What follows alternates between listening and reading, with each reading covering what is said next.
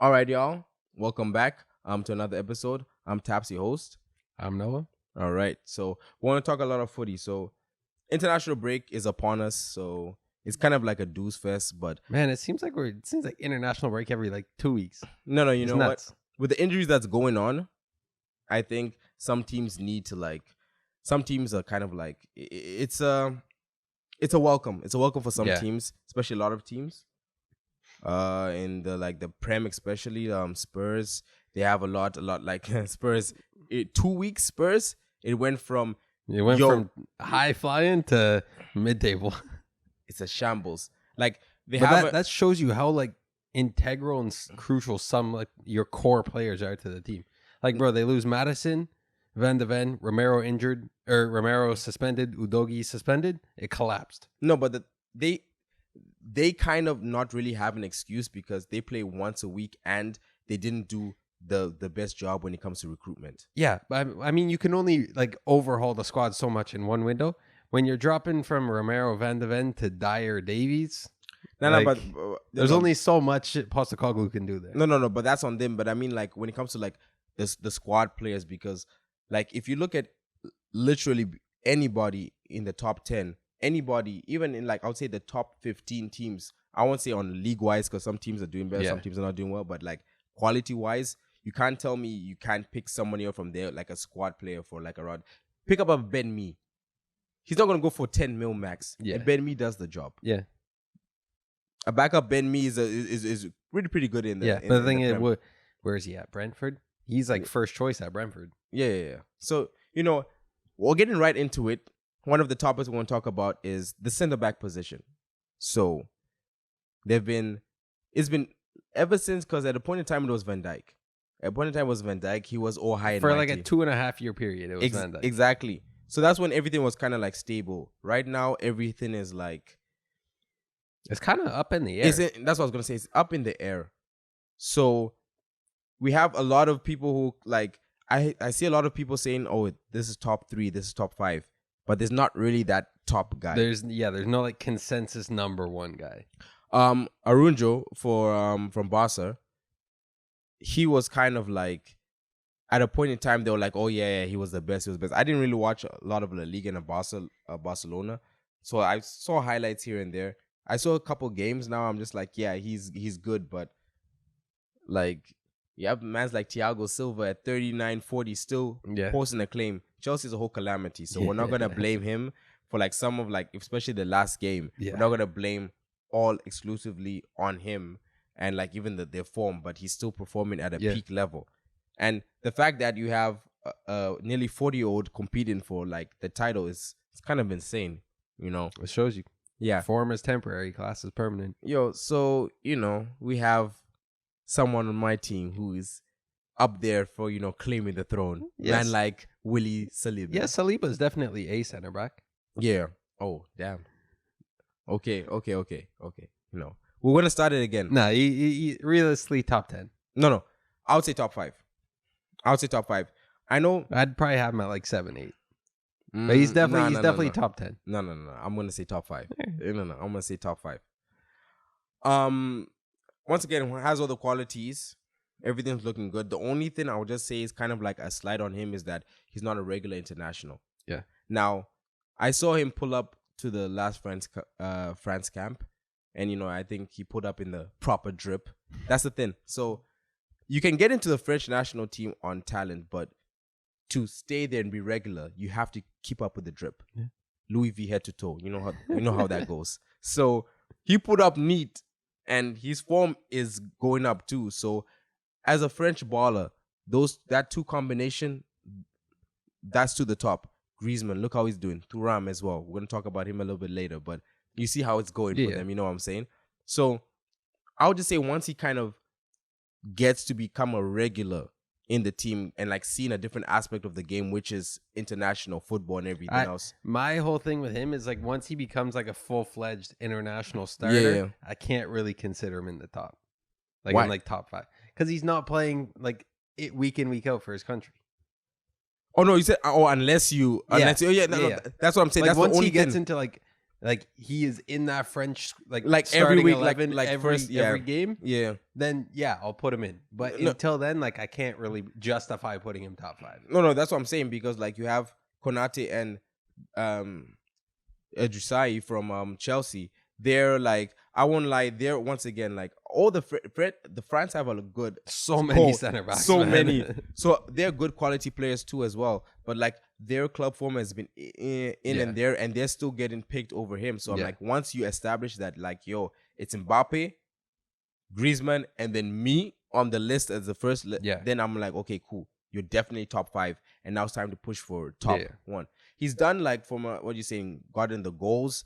He's done from like last ditch tackles and everything else. So he has done what he needs to do. But now you just need to It's like just about proving it for France. right now. Like he's going proved dogma. it. He's proved it to Deschamps to deserve the call up and deserve the playing time for the national team. Yeah. Now he needs to prove it for France. You just need to go dog mode. Yeah. You just need to go like Kolo Toure when he kind of like had his like trial. Just go in and just start taking out everybody and just be like, yo, I'm here to take it out. And you know, he's like with Arsenal right now and having Gabriel next to him, and Gabriel's improved a lot as well. That's helped him elevate his game as well. So you know what? We'll just see how it goes. But we're gonna just discuss and put in our top 5, who are the top 5 center backs in the moment right now. At this very moment. At so this you're very putting moment. Saliba in there. I'm putting So Saliba right there. I'll give you that. Okay, let's start from 5. Who do you think is the 5th one? See, I would if we're putting Saliba in there, I would put him 5. You're gonna put it 5, okay. I would put him right now on form and on like on his form, the team's form. Once again, clean sheets, counters, everything else, and just like being like the standout performer. That's another like section I'll put. I'll put him like 3 or 4. Okay. I'll put him 3. So we're just gonna we're gonna put like the whole, I would say, list in a bit, but we're just gonna put our names. Saliba's there. Yeah. I'd throw Mickey Van de Ven somewhere in there. No. Van de Ven he was balling out for Wolfsburg for the longest time. No, He's yes. Come to the Prem and hasn't missed a beat. Man, yeah, and you know, Tottenham, like especially with Ange and the way he's kind of like let it free. Like I didn't know how he was gonna be like when it comes to like the passing of the ball. Like I know like Tor, like I didn't know how, like basically I just didn't know how he's gonna be with the ball. So, but he's been pretty decent with the ball. Like I would say the first few games was kind of like shaky, but then from then he's just been going crazy. Like unlucky for the injury, but you know, he's up there. I'll put him in the mix. And I also put Kim from Bayern. Yeah. No. Yeah. He's silently not even been silently, man. He for the last like I'd say probably like 2.5 years he's been no nuts. like he was like Fenerbahce, and then he went Napoli. Then he went to Napoli, won the league. Yeah, and then to Bayern. And now like he stabilized it as well, because like Bayern once again, like Leverkusen has just been crazy. Bro, keep in mind, going to Napoli, he was there to replace Koulibaly. Who was like their greatest ever defender. That's what I'm saying, and it seamlessly went inside. And then like this season, Napoli it was slow to start, and also Osimhen, like him not really firing out of the gate as well, and man like Kuva on the wing as well. Them not firing out of the gate also kind of helped, but he was like a big hole as well. So Kim, and he's done well. Like I've seen some Champions League game as well. Like he's not there to take any prisoners. He's out there. I'll put Aranjo for from Barca. I'd put Araujo in there. Araujo, sorry, I've been saying it wrong. I don't even know if I'm saying it right. I don't know. I'd put him in there, so that leaves one more spot. I mean, in terms of like ability on their day, you probably have to put Van Dijk in there. But I was gonna do that. I feel like the past like year and a half, 2 years, he hasn't been as good as he was. So I'm thinking between him, Stones, and just for the Stones is like quietly like. No, I know he's been injured for like the last few games. Bro, the fact that he basically plays DM for the way City line up, like he's there to progress the ball just as much as Rodri is. Yeah. He does it seamlessly. No. So, I mean, then again, you probably have to put Ruben Dias in there. Nah. He's but like been this season, he hasn't been as good. Last year, I'll put a Kanji over him right now. The way Akanji's playing, I'll put a Kanji over him as well. Yeah, you know what? Let's just do that as a list. So let's agree on a number 5. We'll put Van de Ven as number 5 because I would say out of everyone on the list, he's like, he has been good, but it's just like him. It's just I'll just say it's been recent, you know? For the 4, 4, we'll put Saliba. do we put Van Dijk on the list? Well, what are we thinking? Because we've got Van Dijk, Stones, Diaz, and Akanji that we all named as potentially the last one. So who are we picking out of those 4? We're gonna put Akanji. No, we're gonna put Van Dijk. We'll put Van Dijk. We'll put Van Dijk. Okay. We'll put Van Dijk. So then, in terms of how they're performing right now, Van Dijk probably has to go 4. Yeah. And then we'll put Saliba number 3. Saliba 3, and then you've got Kim. I think you make a case for Kim being number 1. That's what I'm gonna say. You know what? Let's make him number 1 because I know Leverkusen have just been on a streak, but you know what? No, let's leave him number 2. Leave him 2. Leave him 2, and then man, like who else? Was it a Araujo doesn't deserve number 1. That's what I'm saying. No, so Araujo goes 4, Van Dijk 3. Yeah,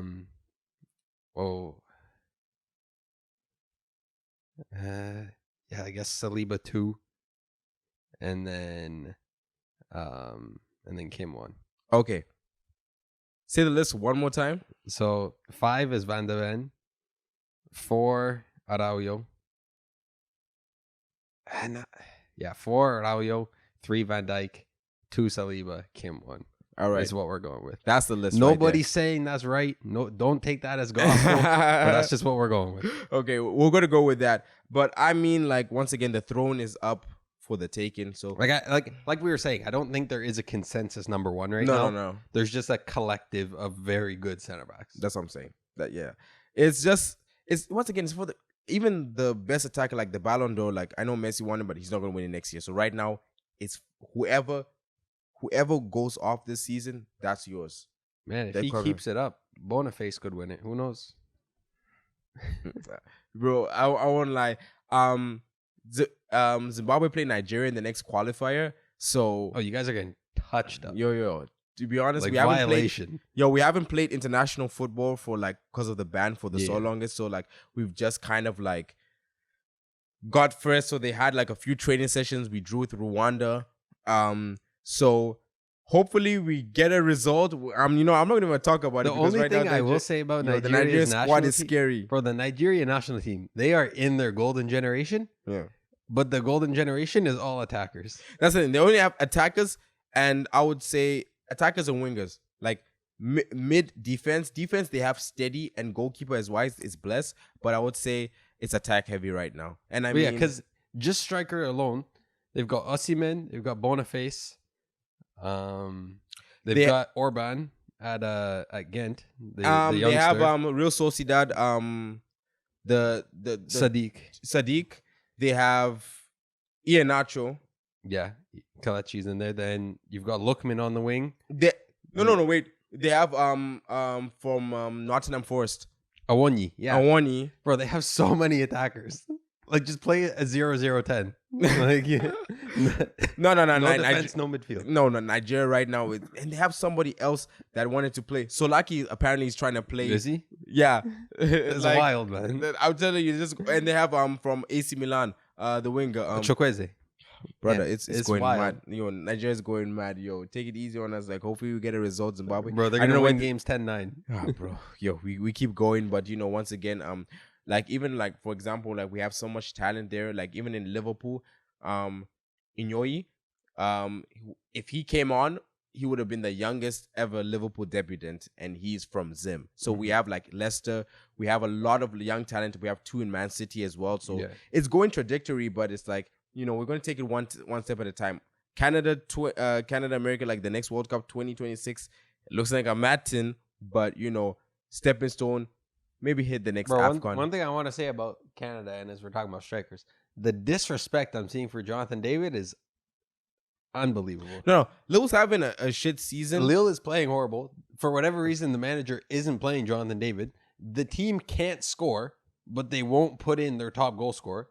Like he scored 20 straight. He scored 20 plus in 3 straight years or whatever. Yeah. As a 20-year-old. Yeah. In a top 5 league.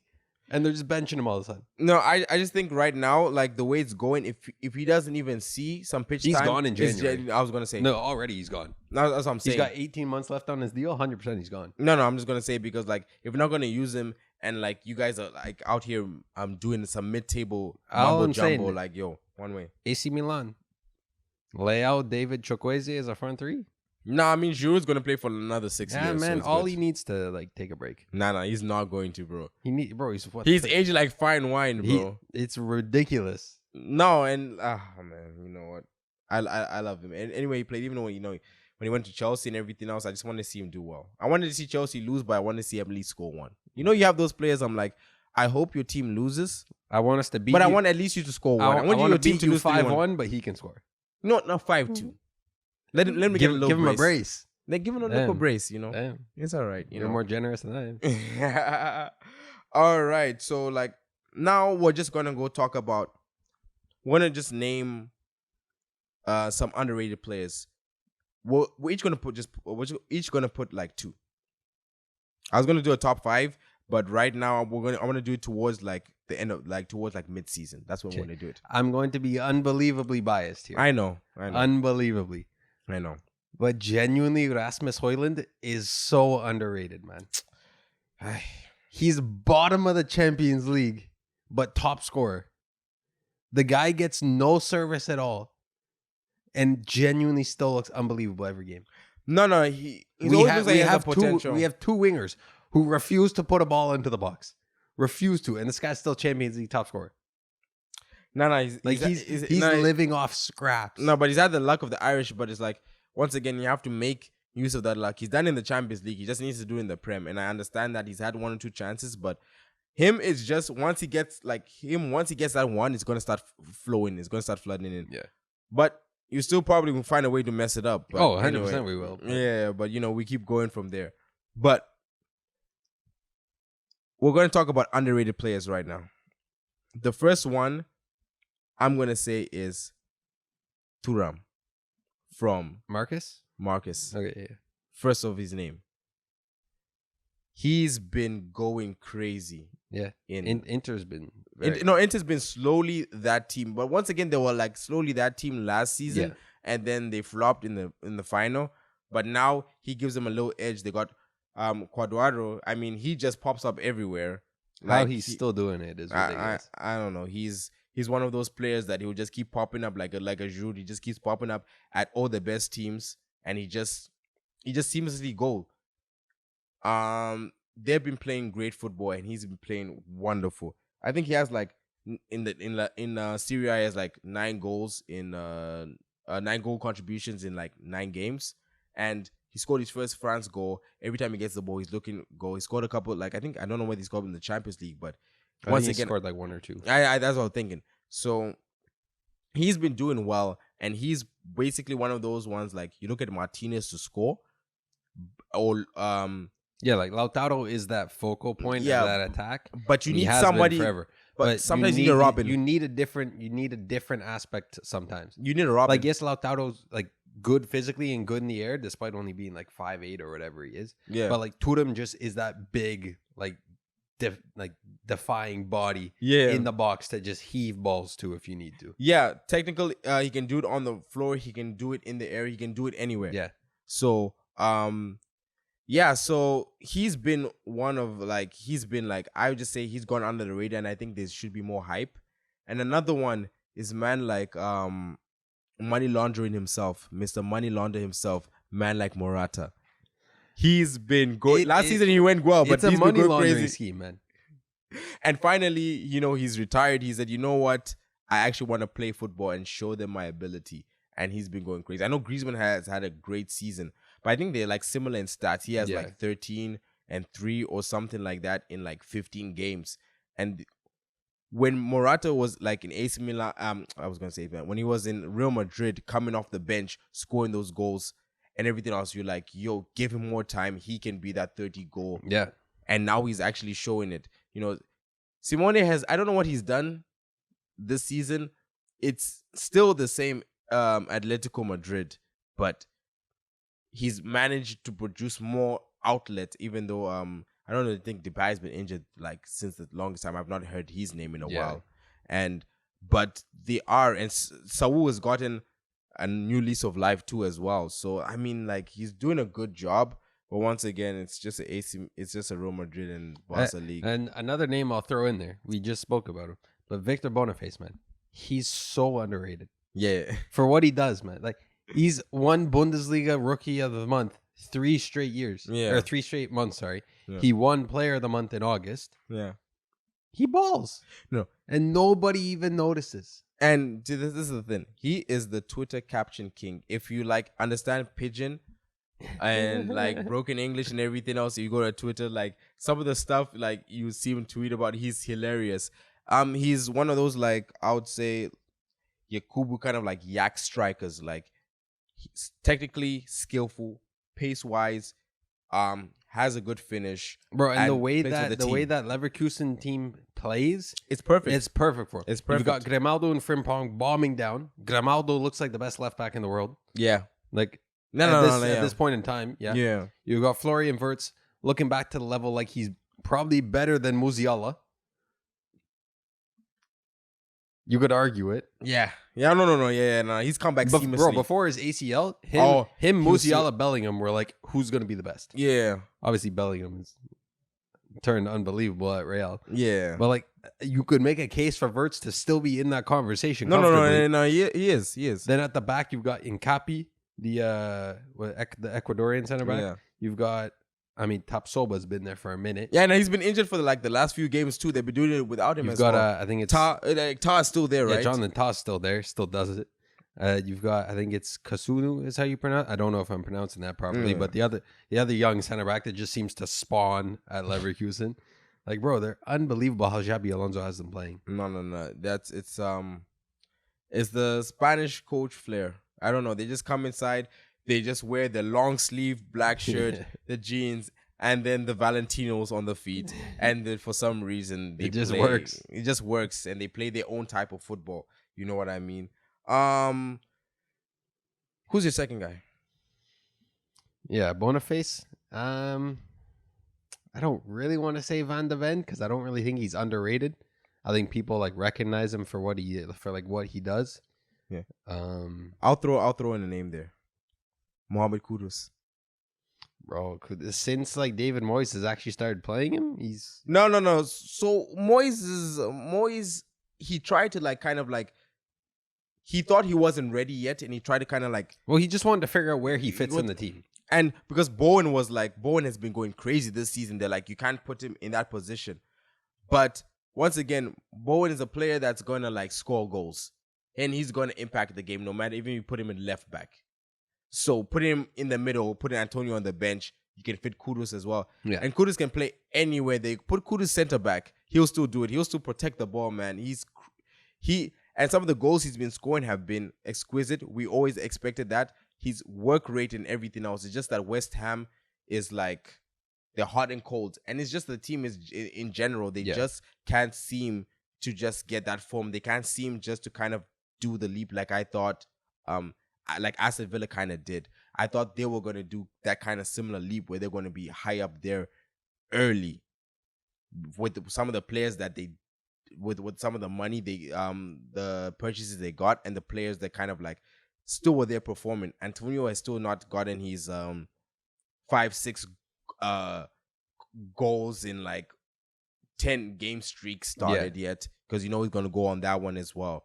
So we'll just see how it goes. But he's been good. There's a couple names that have popped into my head, and again, I don't think they're underrated. But Zaire Emery, the 17-year-old midfielder at PSG. He's like, yes, I know he just got called up to the French national team. But if you see the games he played, he's running the game. To be 17, he's running the show is a madness.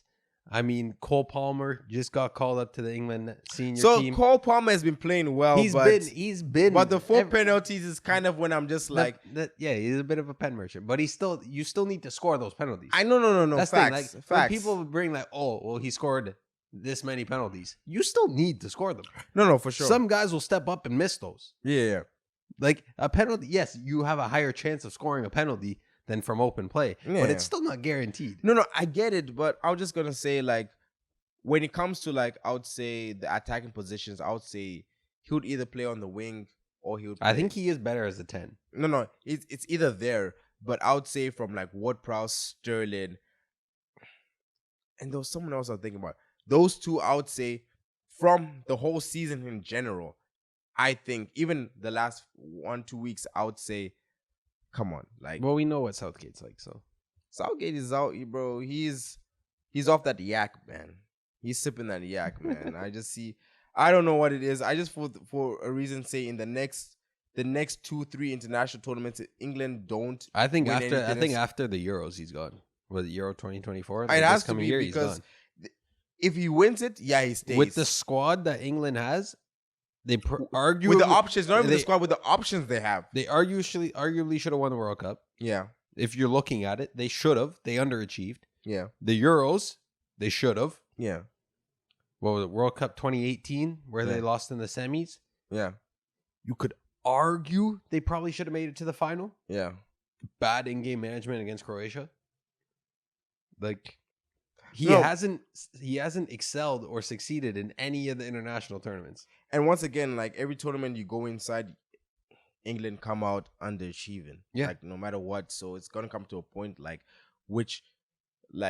I think I forgot. I think Gallagher said something about, I think Pep was gonna I might be gassing. I thought so, something like that. Someone said they thought Pep might take over England or something. I'm like, maybe you might have to go something extreme like that for him to be, you know what, John Joe Shelby and Rico Lewis. Those are gonna be the key players, left center midfield and right back. I think Ancelotti. No, Ancelotti said Canada. Ancelotti said Canada. Been off Brazil. No, he either said Brazil or Canada, right? Yeah. Well, because I think his wife is Canadian. Yeah, or grew up in Canada, something like that. Yeah. It's I don't know if we have the players to play an Ancelotti style though. I think we very much are a counter. Where we are right now, I think we're very much a counter-attacking team. No, but once again, that's why the CPL and all that other stuff is very important because now, for example, Kone, the way he plays, he's kind of I would say a Vieira-esque type player. Bro, he's box to box. Bro, he's like Yaya Toure. Exactly like that. So with players like that, you can kind of identify and put forward. You can find a playing style around a player and everything else. Jonathan David's R9. We got the pieces there. Your man said R9. Yeah. So that's gonna be it for the kind of underrated player. We're gonna do our whole midway through when we actually have X amount of games. When you have an X amount of games to kind of look over. Okay, one more thing before we fully move on. Yeah. We've all heard the audio coming out with VAR stuff recently, where they're releasing the audio from the VAR room. In light of that, give me one or two decisions that you think would have benefited from VAR or been a detriment with VAR. Okay. Back in the days? It could have been last week. It could have been three decades ago. Okay. You pick. So, shout out to Daniel Duffy. This is a section we're going to be doing. Thank you. This is a section we're going to be doing more regularly. So, as it's VAR check, hence the name, we're going to be looking at incidents back in the day. If we had VAR back in the days, how would this game turn out?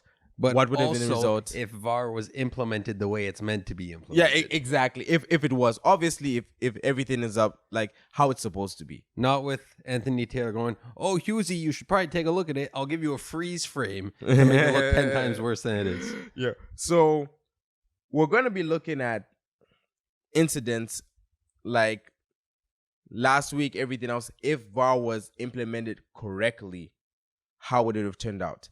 And the first incident we're going to bring forward is the 2010 World Cup Lampard goal score. So, Germany are up 2-1.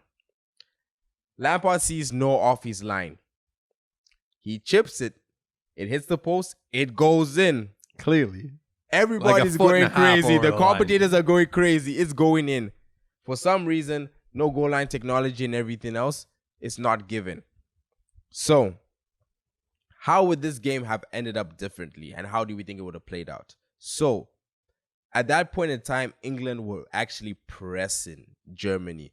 Germany had all the young stars.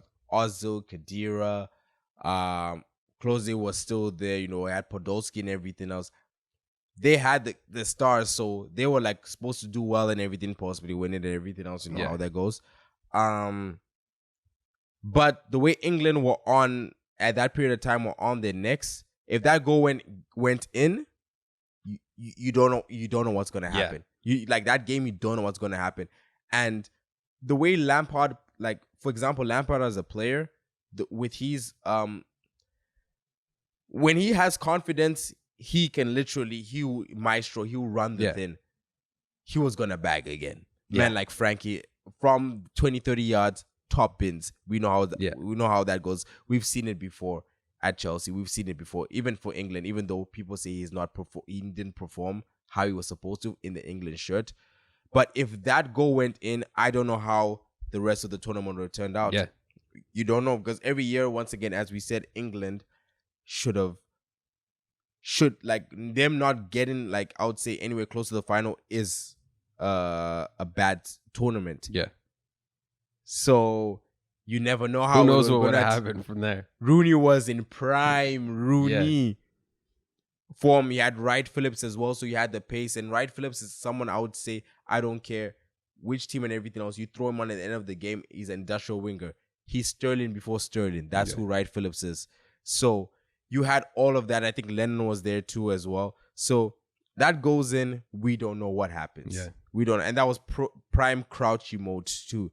You throw it up there, he's going to hit a bicycle kick, and you never know he hits the robot. But once again, I don't know.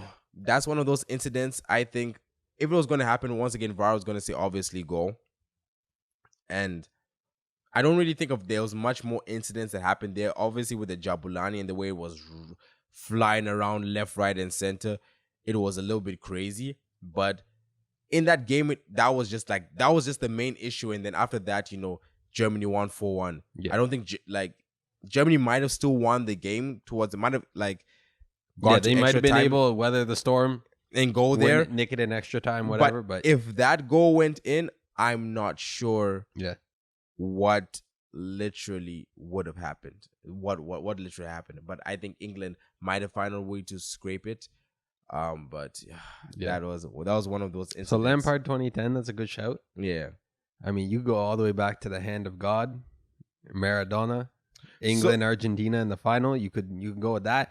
I mean, that's not even like, you don't even need VAR for that. You just need eyes. Like, bro, he's 5'7".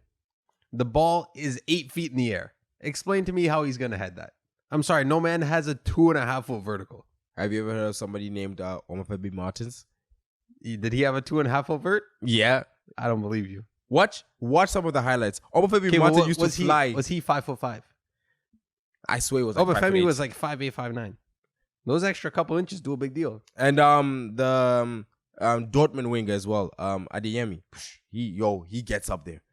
Yeah, but bro, we're talking about 2.5 foot. I know. But still. So you just need. No, but I mean, when you look at that incident, you can just definitely see, like, it just doesn't look right. Like, even when you see it live, you're just like, wait, how did no? Because he jumped, his head was at the goalkeeper's elbows, and the ball was up above the keeper's hands. Yeah, you just need eyes to see that. And outside of that, I mean, you can go that one's obvious. I don't really think you need VAR for that one. Yeah, the one I'm thinking of. Yeah, the big one. 2014 World Cup, Netherlands, Mexico. Oh, Arjen Robben. It's a Superman dive in the box. Okay. Penalty. Netherlands score. Mexico are out. So you go to VAR. You see no contact made. Okay. Zero contact. So he gets a yellow card. How do you think that game would have turned out? Because once again, Mexico, that penalty killed it. That penalty killed the game. Yeah. So Mexico, don't concede that penalty. Rightfully so. Who knows? Maybe they hit a madness. Chicharito, I don't even remember who was playing who was like the main guy. I think Chicho was probably in that squad. No. Chicho was. And I think that's the one where he did score, like, I think 2, like in the first and second one. The group games. Yes, that's actually the one, because that's after the South African 2010 World Cup one. And we know the Dutch notoriously fail on the international stage. Yeah. They don't cheat. Who knows what happens? Stop this. Van Persie had no clue what to do for the Dutch national team. I mean, Wesley Sneijder, he was a baller. Didn't really do it for the Dutch national team. No, they just couldn't make it work. Yeah, they had the talent, they just couldn't make it work. It was the same with England for the longest time. They had all the pieces. No, what do you mean for the longest time still? Yeah. They have all the pieces. They don't know how to put the puzzle together. That's what it is. Because like even right now, when you look at the Dutch national team, I'm like, you still have all the right pieces. It's just like, just make it work. But they're too busy beefing each other. Yeah. It's madness. And Frimpong is nowhere near starting. And honestly, good for him for not going to the U21s. The guy's by far and away the best right-sided defender, attacker that they have. And Ronald Koeman's like, nah, go to the U21s. He's like, dude, I'm going on vacation. Wasn't that Gravenbach? No, well, Gravenberch lately, but in the the last one, it was no. Like to be honest, like I wanted him to play for Ghana. I just like to be honest, just come back. Him and Lamptey as the options as right back. Yeah. Or just put Frimpong right midfield, put Lamptey right back. Like it's gonna be a blur. It's gonna be a long day. It's a long day for anybody on the left side. Yeah. But Lamptey only has like 50 minutes in him. Like his stamina. He's getting back up there when it comes to like I would say. You have to if you're playing for Brighton, but I'm telling you. And they had a lot of injuries too. Yeah. Once again, another team, like every team is just having a whole list. And bro, I don't want to talk about injuries. Man United have had 20 injuries so far this year. Nah, but we're in November. Your recruitment and everything else, but still over there. But still, everything's a mess. But bro, 20 injuries. I know the funny thing is Martial has been really, really fit the whole season. That's actually a madness. Yeah, because he hasn't played. He's had no reason to be hurt. Ten Hag needs to free my boy. So you see Sancho's gone? Sancho's been gone. Nobody's like actually gone. Nah, like Ten Hag's like, bro, January cut. Bro, I don't know that situation. Arnold cut, thank God. Oh yeah. Now you guys so Ratcliffe coming in, bringing in his people. Hopefully it changes things. Who knows? I don't know. Like once again, like United have like a little window to like kind of latch on to still be up there, because at a point in time, year after year, you can't keep saying like, oh yeah, what happened like in the past and everything else is gonna come. Like United will always have pull. Pull, but it's gonna come to a point in time is like how much pull on the top 10, because like once again you have players like, for example, we just said Kudos, where I think if you put him in that United squad right now, Ten Hag wanted him. Ten Hag wanted everyone from Ajax, but I'm like, you just could not let him, because like once that's a player, you just say, yo, how much you guys want to pay for? Like an Anthony, like how much you want to pay for? 80 mil? Like we're gonna give you what you want because we really want our player. That's when you put X amount of money. My whole thing with the Anthony thing, everyone's like, oh, £100 million wasted on a fidget spinner. Cool, run that narrative. We could have bought him in the June for 40 mil. I don't know. Ajax were fully prepared to be like, say that, yo, it's calm. Take him. That's fine. The Glazers, for whatever reason, are like, nah, let's chill. Let's let it marinate a little bit. Gets to the deadline day, and they're like, shit, we just lost the first 2 games of the season. And Ajax is like, yo, we're not selling him. We've got no reason to sell him. And so then we're forced to spend 85 mil on him. We could have got him for half the price. Yeah. And no one would have been saying a thing that, oh, the £40 million winger isn't producing. Yeah. 40 mil is peanuts. Yeah. Right now, yeah, that's light work. Like, bro, 40 mil, no disrespect, gets you Andros Townsend. No, stop this. Nah, that's wild. No, stop this. Stop this.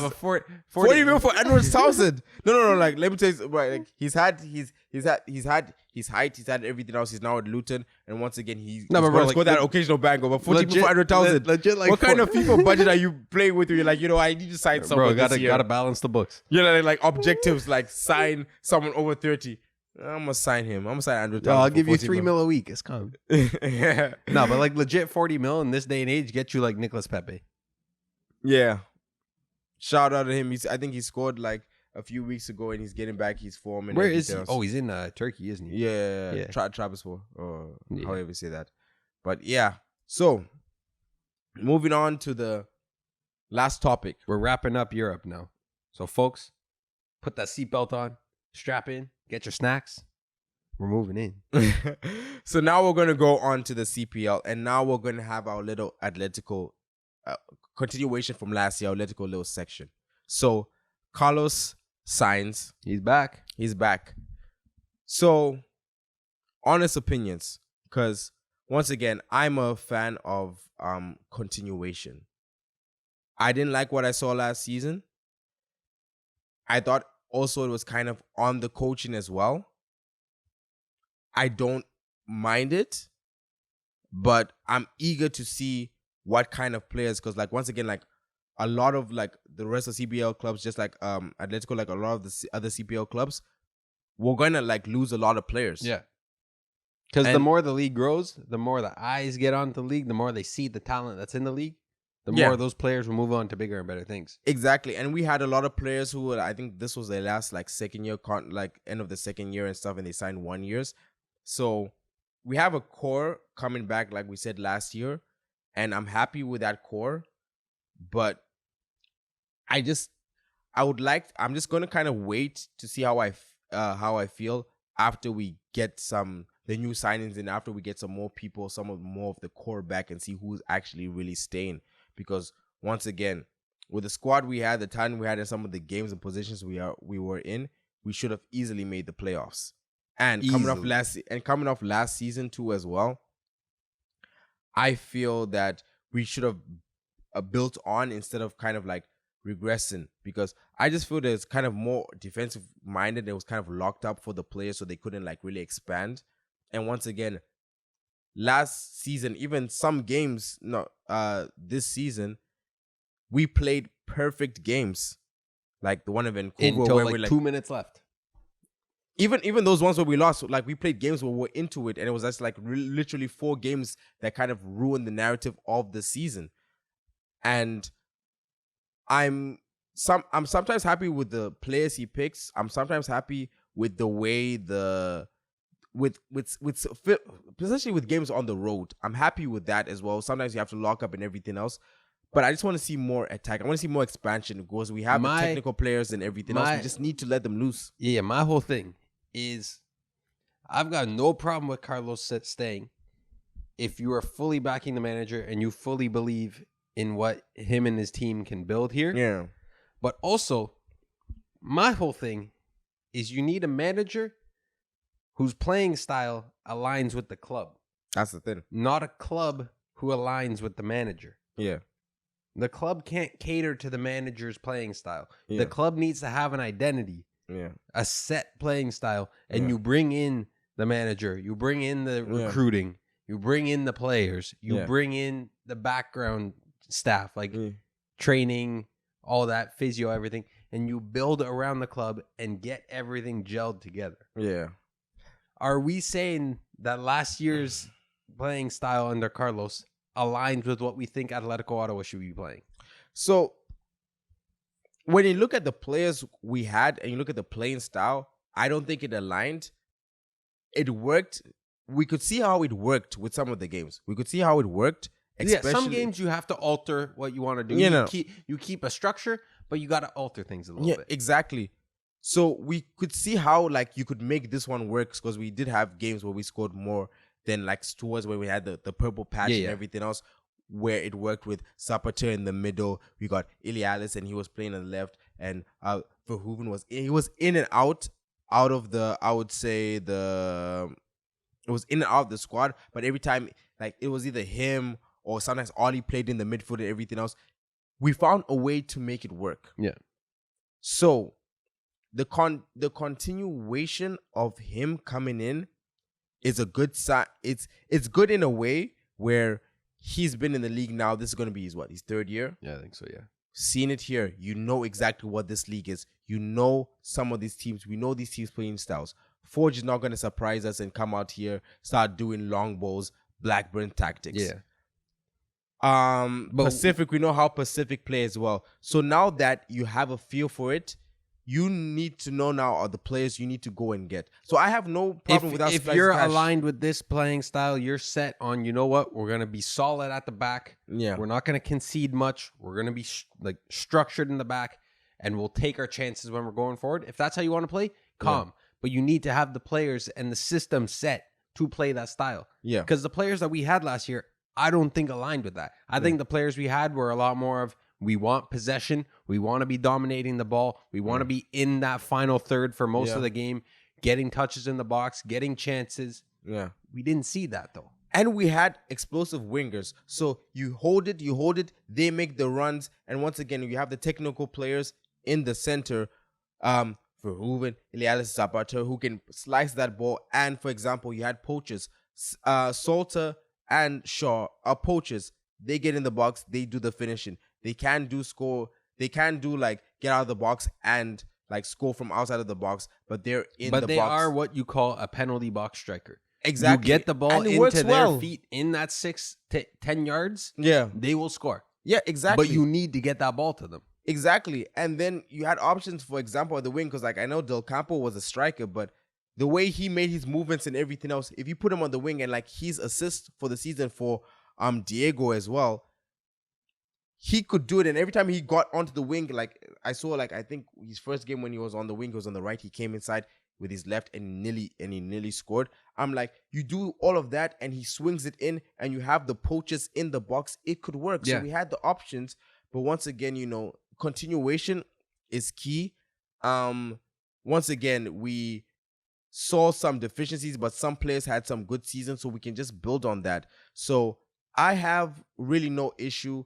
I won't lie, because right now, like looking at the coaches available, I was like, I'm not really sure who would have been an upgrade. Who would have been an upgrade right now. And I'm actually happy because like I want Carlos to do well. Yeah. And the first season where we nearly won it all was so good, and we just kind of like got back down to earth. So I think now it's just like, okay, you know what? Let's build the foundation again. And since we have X amount of players still staying, with the foundation once again is so strong. And with the fan base and like, for example, all the management and even from the social media, everything else, right now the club looks good. Yeah. Bad season, unlucky. But next season, if the recruitment is done right in the next week and a half, in the next, like, I'll say week and a half, like it's like the league is starting like in 2 weeks. But in the next few months, if the recruitment is done properly, and if they just say, listen here, Carlos, here are the keys, whatever you want to do, we're gonna mold it around you, and then we just keep on going. So we're gonna see how it goes. A lot of the other teams, like for example, Vancouver, they just did the updated squad list. Hundal as well, who was he was their top scorer as well. He did well. He's left the club. A lot of other players left the club. So right now, all the teams are kind of in the position where they're trying to get there. And once again, this is a league that can be wide open. Yeah. Forge won it again, but they did not look at times. They didn't look as at the best team as they did. Pacific, I thought Pacific were gonna just take it to the top. They kind of flopped here and there. They stumbled a little bit, yeah. Calvary, I never thought they would like. I thought they were gonna do good, but I thought once again they're gonna make the playoffs and not really go that far. They surprised, yeah, by going all the way and even win the title. So once again, anybody can do it. It's just to do it and to do it right, and it's to start. And once again, every game is important. You start with one game. So if you win like the first few games in a row and you set yourself up that you're in the playoff contention going into like the transfer window, it's all gravy. That's what you have to do. You have to get a magic number of points and then just go from there. Yeah. So once again, we have to go from the basics. But once again, I have faith. I have faith because after the first season, not like 2 seasons ago, Carlos's first season, I was like, no, so sorry. I mean, not Carlos' first season. The season before that, I was like, Yeah. Then Carlos' first season, I was like, you know what? And we really, really did it there. It made me really kind of just believe. So I'm not really worried. I'll see after a few signings, and then I'm gonna feel the water. I want nothing more than for Carlos to succeed. Yeah, because that means Atletico Ottawa is succeeding. That's true. But I am a little bit skeptical. I want to see a distinct style of play. That's it. Like you see it week in, week out. Yeah. Nothing changes from it. Things alter. You tweak it here and there. Yeah. But you still have that main structure of how you want to play. And we also need the recruitment to resemble how he wants the team to play. Because everything needs to align. Because I feel if we keep, I would say 70% of, like, for example, like Zach Verhoeven, Luke, at the back. I know Diego probably not going to come back. Acosta, I don't know, is in the air. Sakwa, I know, is staying. Niba, I'm not sure for him. I'm hopeful too that he's staying as well. So you see, if we keep those as well, we know that we have like Antonora, I think, is staying, I think, for one more year as well. I'm not sure about Asi. I think that's also, like, you see all these players, like, you just feel like if we need X amount more players to bring to this squad just to kind of solidify your style of play, then we can literally go. Then we actually really, really going forward. You know what I'm saying? So I'm just going to see how it is. I'm just going to test the water, dip my toe. I'm going to see how I feel. I might just plunge in, or I might just, I don't know. I'm all in, you know what it is. The backyard team, you know what? It's Atletico Ottawa. This is the home team, you know what? So I'm always supported, but I'm just like, yo, you know what? I just really want us. I really want us just to win everything. I just want us to win everything. I'm selfish. I want Atletico to win everything. No sharing around here. No. We don't do that. It's no more a microwave plate, but we want the cup. Yeah. But we'll see how it goes. I'm happy with it as well that he's continuing, and we'll just hopefully we get a distinct play. We get a regular 11. This is the 11. Yeah. This is the 11. This is how we're gonna play. That's one thing. One thing I noticed last year as well. It's like, yes, you get rotation due to like fixture accumulation, that kind of thing. But we would have a game, we'd win 3-0 or whatever. I'd say 7 to 9 of the 11 starters played well. Next week, 3 of them are in the starting 11. Yeah. It's like you need to reward players for playing well when they will continue to play well. And this is what I'm saying. Like, I understand the under 21 minutes and everything else, but this is the thing. Some of our under 21 stars, like Antonora, when he had that hot streak, keep him playing. Keep him playing. Like, whoever he keeps out of the first 11, that's on them. If he's on fire, he's on fire. If you're not in the starting 11, it's on you to convince the manager to put you back in. That's what I'm saying. Like, and I think we had, like, especially in the attacking position, we had like Zach as well, when he had that hot streak as well, and then like he didn't really play. And then, for example, I think Salter, even like he had like he had 2 games where I think he scored like back to back or something like that. And then like we just knew he was not going to play the next game. And I'm like, I get it, but if that's your striker, that's your striker. And we need, like, whoever's hot. Like, when your striker is scoring goals, he needs to be the first name on the that's team what sheet. it is. If that's what it is. And I feel like, for example, as well, like putting Shaw like left wing back, I still like. Yeah, that was. I don't know. I don't know about that. I mean, like, him, once again, I have a saying for him. If he plays, he scores.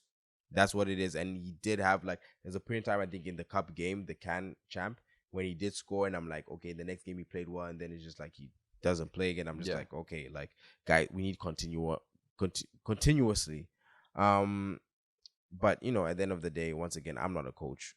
I just play FIFA, so I don't know what it is, but we just hope. What do we know? We just play with pixels on a screen. But we just hope that it kind of like just keeps on, like, we just hope the trajectory right now is back up there, and then we can just say, okay, we can solidify our position as one of the elite teams. And we just keep going for there. So you know what? We keep pushing. Once again, vamos, Atletico. And that's it. Guys, we have one surprise that we're not going to give up. That's coming soon. You know what it is about. It's gonna make you guys a little bit drippy, but we're just gonna keep it like that. No, just wrap us off. All right, boys, ladies and gentlemen. I was gonna children say, of all ages. I was gonna say, don't segment. Let's keep on going. Children of all ages, thank you for watching. Thank you for listening. Thank you for subscribing. Thank you for liking. Thank you for sharing. Thank you for commenting. Thank you for doing everything that you beautiful people do for us. To allow us to be in this position, to provide you with fantastic content for you to enjoy. So once again, like, comment, subscribe, share. You know all the business. Follow us on social media. Subscribe on YouTube. Listen on Spotify. We're getting on there. That's on me. I'm putting us that's on on him. That's on me. So come after me in the comments for that one. I'm slacking on that, but we're in there. Thank you guys for listening. Thank you for watching. And we will see you next time.